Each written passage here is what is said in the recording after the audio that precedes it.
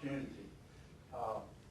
Let me address why I think a lot of my colleagues are here today and why this particular bill has generated so much heat and will continue to do it. It will never disappear until it's taken care of. We're going to be here for this one because it is the foundational gateway for self-participation in our government. Without knowledge that we gain through your votes, we don't know who to vote for when we step into the voting booth. That's right.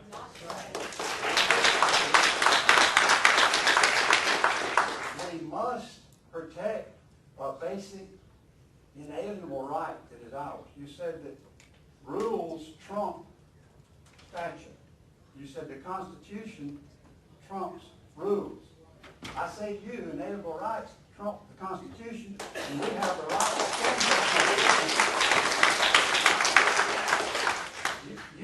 The onus is on you to protect us, and you failed to do that.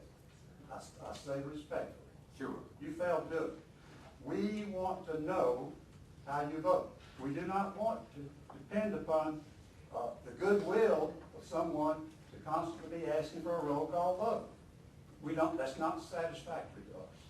Let me just give you, as it were, a report from the field. This is the area that I may know a little bit more than you do about something. It's the only one probably. But I know a good deal about a lot of these people here. I know them personally, and I think I know why they're here. Many of us have lost jobs. We have lost retirement money. We've lost homes. Our government is in, our society is in crisis worldwide. The source of our difficulty is government. Yes.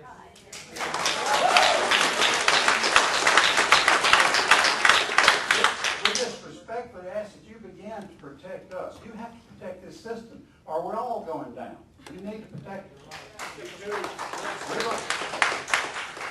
We're going to continue to pursue this, and we just hold out the faith that you will see the essential nature of what we're dealing with. This is more important than anything that we've dealt with out here in the ragged edge, and that's where I am.